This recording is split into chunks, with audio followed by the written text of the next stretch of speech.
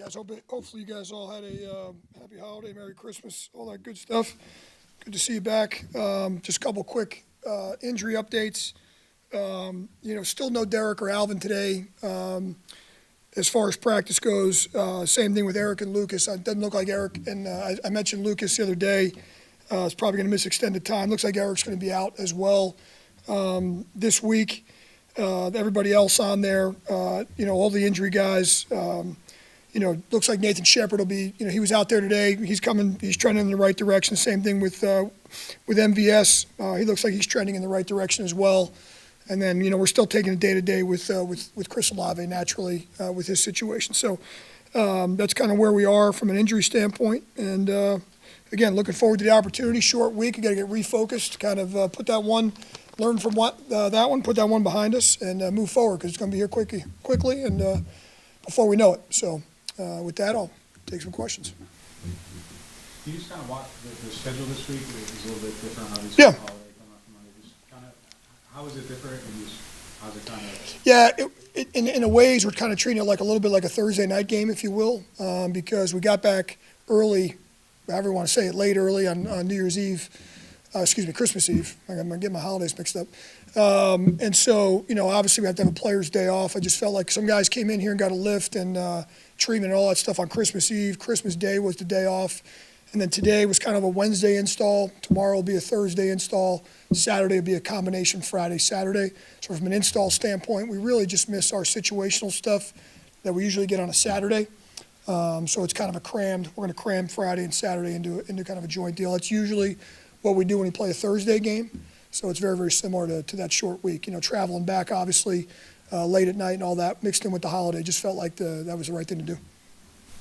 You mentioned on Tuesday that the goal would be to maybe get Derek out there, kind of game out, how things might look. Is that still planned? Yeah, his grip strength gets a little bit better every day. It's improving. I know I sound like a broken record when I come in here and talk about him. It's really the same deal. It's just it's a gradual improvement. The biggest thing would be able to see if we can on Friday or Saturday get him simulate what a game would look like. If that can happen, then great. We can get him out there. Spencer took all the reps today with the ones. He'll start. The game. If Derek's unable to, which right now is looking like the situation, but hopefully we'll see where Derek's at the next couple of days. It is he's still working his tail off. To get back. Same thing with Alvin. Both those guys really have the mindset of they'd like to play again in these last couple of weeks. So I appreciate and respect that. So that's kind of where they're at. Rizzi, what's been Alvin's progress? Is he pretty much still where he was last week? Or? Yeah, no, he actually, I saw him today doing his rehab this morning. He was in really good spirits. It's going to be a matter of, I don't know, on this short week if we have a realistic shot, but I think he's got a very realistic shot for the following week. Bringing an injured starter back with the opportunity to look at some younger players, Yep. Do you have to treat each case differently, or do you have like a blanket rule, if this is the case, the starter goes? Yeah, I'll just use Alvin and Derek as examples. Those guys have been pretty adamant about, trying to work their way back and play again this season. I think they've earned that right, quite frankly, with their leadership. They're both captains. And so, we'll see what happens with them. I think it is a case-by-case basis. I think I mentioned a bunch of times with Derek, like if we feel like at any point that we're putting him in harm's way, we feel like it could get worse or he can't function at a high level, then at that point it doesn't make any sense to me or him or anybody. But at the same time, if both those guys can get back and they both want to play, and I respect the heck out of the fact that they both want to play, then we'll do that. But I think it all depends on as you mentioned, kind of an individual basis. If you got a guy like Eric McCoy, for example, who could he maybe gut it out here, maybe get back, in that situation, that's really not going to be the case. I think Eric and Lucas are going to miss these next couple of games. So it's really, take it as they come, case by case. So Eric would be likely done for the next 2 days? I don't see Eric coming back right now. I don't see that happening. I'm going to sit here and, as I mentioned to you guys, right now it's non-surgical. So it looks like we avoided that part of it, so you're never going to rule anybody completely out, but it's going to probably be a stretch, to be honest. From Olave, get him back on the field? Is there something kind of? Yeah, so we're giving them a little bit more every day. It's a little bit of a challenge this week because we're doing a lot of walk-through tempo with the short week. So we'll do a little bit tomorrow where we kind of amp it up and get some speed going. So that's the one day this week where he can, as I mentioned last week, he's got to get back to the cardio thing as well. He feels really good. He's in great spirits. I just had another good conversation with him today about everything. He's kind of chomping at the bit a little bit, but at the same time, no different than the other guys. Just want to be smart with that. So, we can also simulate different things with him. We may bring him out tomorrow or Saturday and kind of run some routes at a different tempo than everybody else, just kind of some routes on air to get his cardio back, things like that. But he's in a good place at the moment.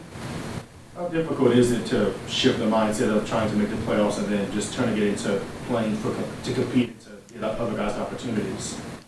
Listen, when that is still out there in front of you, like it's been for us up till this week, when the possibility of the postseason is still out there, it's still definitely a motivating factor. I'm not going to sit up here and BS you guys about that. No different than the players.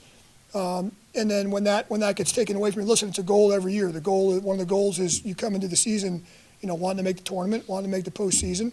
And so when that goal gets kind of, when you're unable to reach that, it's certainly a letdown. At the same time, you guys have asked me before about the last game or practice today or anything like that. You wouldn't have any idea coming out to practice today, watching our guys work and compete, that we were any different than any other week this year. So, listen, is it disappointing? Yeah, naturally it's disappointing because that's one of our goals every year. But the guys have handled that, I think, well. I know some people look at last week's score and say, oh, well, that must have been a reason they didn't, they got eliminated the day before and all that. That really wasn't the reason for that score. So I still saw a really good effort from a lot of guys, and I expect the same thing this Sunday. With that being said, Sunday, last home game in the Dome, what's the importance of putting on your best performance there? Yeah, listen, I just said when we broke the team down on the field, it's been a while since we've played a complete game, all three phases kind of in sync. Everybody playing their peak performance. So, for our last game at home, that would be a great opportunity for us to do that. All three, regardless of who's playing, all three phases working together, playing in sync, playing complementary football. And it is our last. Our fans deserve to our fans have been great. I got to be honest with you, really, since I've taken over, the fan support has been phenomenal for me individually and our team. And it's always nice when you're playing at home to give back to the fans and give them one last, something good to watch and something good to look at, some exciting football, no doubt. The situation being what it is, and the kicker on the practice squad, Charlie Smith, Yeah. is it a situation where maybe you consider getting him a shot at an NFL game, maybe over the final 2 weeks? And obviously, it's not going to be an easy proposition to get him live reps under normal circumstances. Yeah, I don't think Charlie's any different than every single guy in the practice squad. We have conversations daily about everybody and who do we want to see maybe get some work in these games and who's up and available. We got obviously have some moving parts with injuries, and you can only elevate so many guys per week. You're only allowed to have 2 standard elevations from the practice squad, so it requires getting a guy to the 53. I think in a perfect world, you'd have all these guys you're able to elevate maybe at times. But there are restrictions roster-wise. There's only so many guys you can do that with. But listen, I think Blake Ruby's had a really good year. In fairness to him, and in fairness to his professionalism has been unbelievable. And so no knock on Charlie whatsoever. But I think Charlie's time is down the road. So isn't it with the international program, he doesn't count to the regular practice squad limit? Because he's part of the international program. That is accurate. He counts on the practice squad, but if you have an international player, you get 1 additional. So instead of having 16, we have 17 because we have an international player. That's correct. If he was elevated at some point, this is probably kind of an esoteric rule, but could he still be an extra guy on the practice squad if he went back that way? Yes. Yeah, it doesn't. You can still elevate that international player. You just have the ability to have the extra international player. So instead of having 53 and 16, you have 53 and 17. So essentially, you have 70 guys in the building. It's just an advantageous thing for the international players. So there's a number of teams throughout the league that have that guy. There's been some other teams that have actually elevated that player. The Giants come to mind. I think they had a kicker earlier in the year when a guy got hurt that they elevated their international guy. The rules don't. The only rule that's different is that you just have an additional guy in the practice squad. The elevation rules are still the same. You've been really forthright about your career ambitions, and you know, acknowledging that this is in some way an audition. So how do you hope the people who would be evaluating you would view wins and losses in the circumstance that you're in? Like what, would you hope that there'd be more like the visual of the product oriented than the actual record, or what do you? I think like anybody, you want to be evaluated on the complete body of work, no different than the players. You know, unfortunately, when there's wins and losses, no one ever asks about the circumstances. So there's wins and losses. That's what they are when you're a coach, and that's when they are when you're a team, right?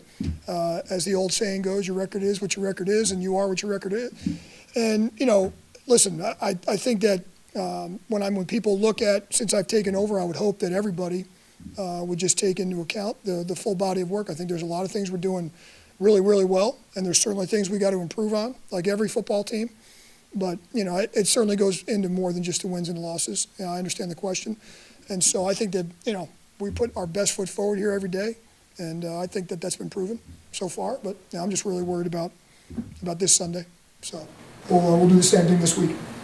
With it being the fourth year in a row that the team missed the playoffs, how do you want the team to channel the frustration and what was their reaction when they realized that was the fate, more or less? I'm sorry, would you mind repeating that? I apologize. Missing the playoffs the fourth year in Yeah. a row, when you realize that, you know, how do you want guys to, I guess, channel that frustration and I guess the initial reactions to it? It's not about the frustration to me. It's about we're all professionals here. And so, yeah, listen, as I mentioned before, is it disappointing that the playoffs are no longer, you know, an option for us? Naturally, absolutely, 100% yes. But the expectation is still the accountability thing, the 111 thing, all that still comes into play every day. You know, when the guys walk through the door here every day, you still expect them to be professional, accountable, come in with a great attitude, work hard, and give back to, again, we mentioned the fans. You know, our goal every week is to go out there and put the best product on the field and to win a game and to put a best product on there for the New Orleans Saints fans. Period. The end. You know, so the expectation doesn't change whether or not we're going to be involved in the postseason or not. How much do you think, there's a feeling, I think, in pro sports that after a series of years not making the postseason, that the kind of window closes on the established core of the team, and that there's going to be a lot of changes. And so, how do you address with players how to handle this look at this more as a career opportunity than worrying about any kind of dismantling? Yeah, the real answer to that is I really haven't even crossed that bridge yet. I'm really just concentrating on the Raiders. We have a short week, holiday week. It's a lot of distractions going on as there is. And so really just trying to keep the focus on that. I think those individual conversations happen at the end of the year. I think our roster is very mixed with you know, veteran players and younger players. We still have a number of young guys that are playing out there. We have very few of some of those veteran guys sprinkled in. And I think all those conversations are for, you know, after the last game and really just not keeping the focus on that at all. The bottom line is when these guys go out there every day, I mentioned the circumstances, when someone puts the film on and watches this week's game against the Raiders, there's not a footnote at the bottom and says this is the circumstances. That's their body of work. That's their professional resume, and they're putting that out there on film. And so no different than the coaching staff. The players is the same thing. So they're going to get evaluated, whether young, old, or in the middle somewhere. Their you know, video resume is their video resume. And so someone's going to watch that film, whether it's in this building or somewhere else, and that's what they're putting on you know, on the film. So I think that's from the professional side of it. It's really what I was referring to before. Thanks, Coach. Thank you. Appreciate it.